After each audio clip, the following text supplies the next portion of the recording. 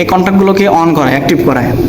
আর এগুলো হচ্ছে circuit breaker, আর এটা হচ্ছে একটি 63 এম্পিয়ারের এমসিসিবি, আর এগুলো কন্ট্রোলিং ফিউজ।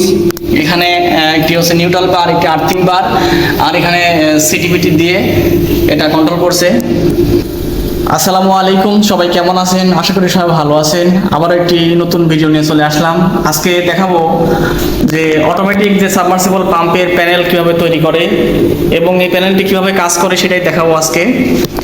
আমি অসংখ্য ভিডিও দিয়েছি মোটর কন্ট্রোল প্যানেলে, যে কিভাবে এই প্যানেলগুলো কাজ করে সেগুলো আজকে আপনাদের মাঝে তুলে ধরবো।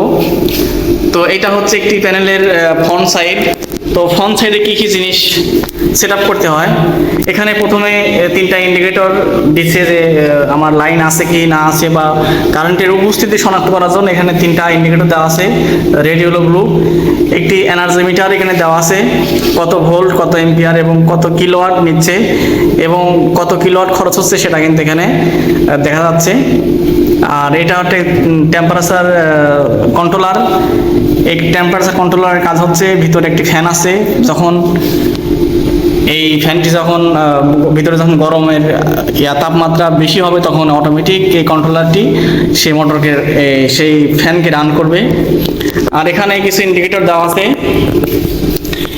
উপরের যে ইন্ডিকেটর হলুদ ইন্ডিকেটর, এটা হচ্ছে ট্রিপ ল্যাম্প। যদি মোটরের শর্ট সার্কিট বা ওভারলোড নেয় তাহলে অটোমেটিক ব্রেকার ট্রিপ করবে, আর সার্কিট ব্রেকার ট্রিপ করলেই এই ল্যাম্পটি জ্বলে উঠবে। আর এটা হচ্ছে অন সুইচ, এটা হচ্ছে অফ সুইচ।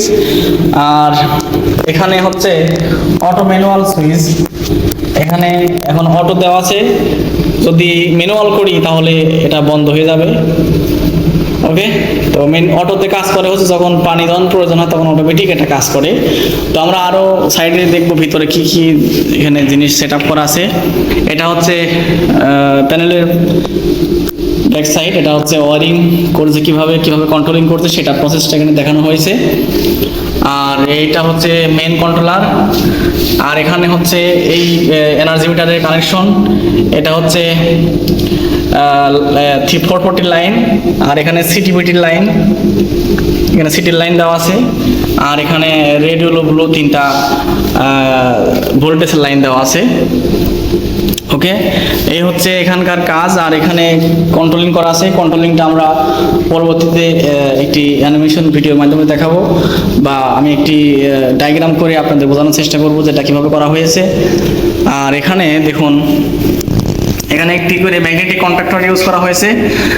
আর এটা হচ্ছে কন্ট্রোলার, এটা হচ্ছে ফ্লোটলেস লেভেল সুইচ। এই লেভেল সুইচ দিয়ে মূলত উপরে ট্যাঙ্কের যে ট্যাঙ্কটি আছে, এই ট্যাঙ্কের কি পরিমাণে পানি আছে সেটা শনাক্ত করতেছি এই রিলে। এটি তিনটা কেবল দেওয়া আছে ভিতরে। তো তিনটা কেবলের হাই লেভেল, লো লেভেল এর উপর ডিপেন্ড করে কিন্তু এই কন্ট্রোলারগুলি যখনই পানির যখন স্তর নিচের দিকে নেমে যায় তখন অটোমেটিক এই ফ্লোট সুইচগুলো অটোমেটিক রান হয়। রান হলেই এই কন্ট্যাক্টগুলোকে অন করায়, অ্যাক্টিভ করায়। আর এগুলো হচ্ছে সার্কিট ব্রেকার, আর এটা হচ্ছে একটি 63 এম্পিয়ারের এমসিসিবি, আর এগুলো কন্ট্রোলিং ফিউজ। এখানে একটি হচ্ছে নিউট্রাল বার, একটি আর্থিং বার, আর এখানে সিটিপিটি দিয়ে এটা কন্ট্রোল করছে।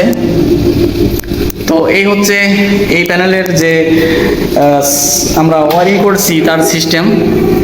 তো এখন মোটর চালু ছিল, এখন মোটর বন্ধ হয়ে গেল, মানে পানির লেভেলটা এখন হাই আছে। আবার যে কোনো মুহূর্তে অটোমেটিক সে রান হতে পারে। কোন মুহূর্তে রান হবে সেটা বলা যাচ্ছে না। তো কিভাবে এটা করবেন, এটা কিভাবে করা আছে, এর ভিতরে ডায়াগ্রামটি করা আছে সেটাই আমরা এখন দেখব।